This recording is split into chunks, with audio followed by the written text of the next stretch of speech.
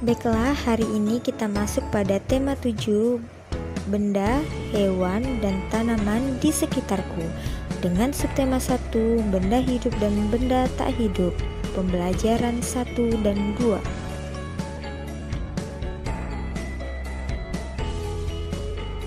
Nah, anak Umi, pernah dengar lagu balonku?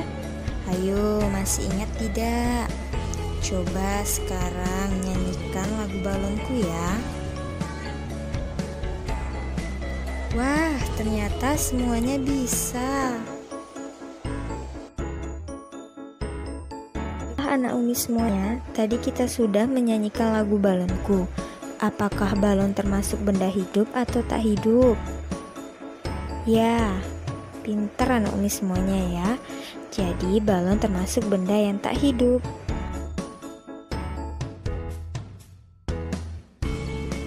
Coba sekarang perhatikan gambar yang Umi berikan. Apa saja benda yang hidup dan benda yang tak hidup? Ya, benda yang tak hidup ada kursi, AC, jam, pajangan, dan lemari. Sedangkan benda yang hidup adalah tumbuhan. Sekarang kita masuk pada mengelompokkan benda hidup dan benda tak hidup. Coba perhatikan, ikan termasuk benda hidup atau bukan? Ya, ikan termasuk benda hidup ya. Selanjutnya, buku termasuk benda hidup atau bukan? Ya, buku termasuk benda tak hidup.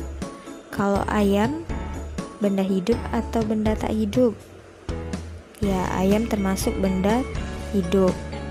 Nah, kalau meja, ya meja juga termasuk benda yang tak hidup. Jadi, apa itu benda hidup dan benda tak hidup?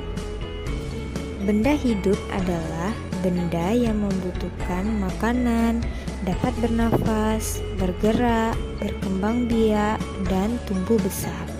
Sedangkan benda yang tak hidup adalah benda yang tidak membutuhkan makanan, tidak dapat bernafas, tidak dapat bergerak, tidak dapat berkembang biak, dan tidak dapat tumbuh besar. Selanjutnya, ciri-ciri benda hidup dan benda tak hidup. Coba perhatikan, kucing termasuk contoh dari benda hidup, sedangkan tas contoh dari benda yang tak hidup. Ciri-ciri benda hidup.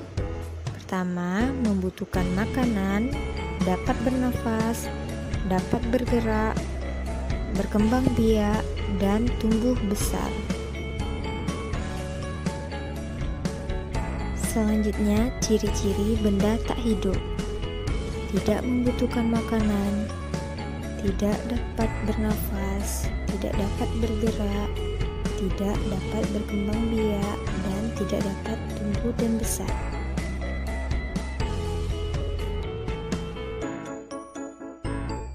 Tahukah antum bahwa ada hewan yang dijadikan simbol atau lambang sebuah negara? Coba amati gambar yang Umi berikan. Gambar tersebut adalah lambang negara kita, yaitu Garuda Pancasila. Di dada burung Garuda tersebut terdapat lambang-lambang sila Pancasila.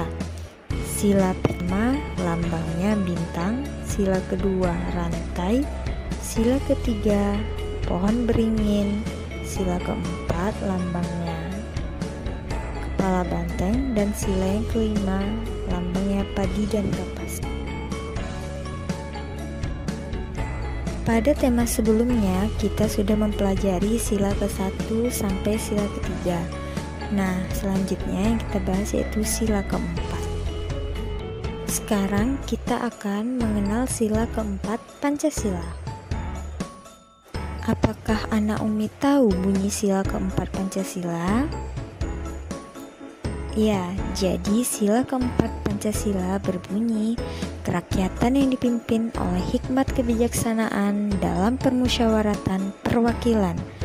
Nah, sila ke-4 Pancasila ini dilambangkan dengan kepala banteng yang memiliki makna musyawarah dalam mengambil keputusan. Selanjutnya mempraktekkan gerakan lari. Yang pertama-tama dilakukan yaitu pemanasan terlebih dahulu. Kemudian mulai berdiri dengan tegak. Selanjutnya kepalkan tangan kalian, kemudian berjalanlah dengan hitungan 1, 2, 3, 4. Setelah beberapa langkah, kemudian berlarilah. Baiklah, cukup sekian materi kita pada hari ini. Jangan lupa kerjakan latihan yang ada di tema 7 kalian ya, dan selalu jaga kesehatan. Assalamualaikum warahmatullahi wabarakatuh. Dilakukan yaitu pemanasan terlebih dahulu. Kemudian mulai berdiri dengan tegak. Selanjutnya kepalkan tangan kalian, kemudian berjalanlah dengan hitungan 1, 2, 3, 4. Setelah beberapa langkah, kemudian berlarilah. Baiklah, cukup sekian materi kita pada hari ini. Jangan lupa kerjakan latihan yang ada di tema 7 kalian ya, dan selalu jaga kesehatan. Assalamualaikum warahmatullahi wabarakatuh.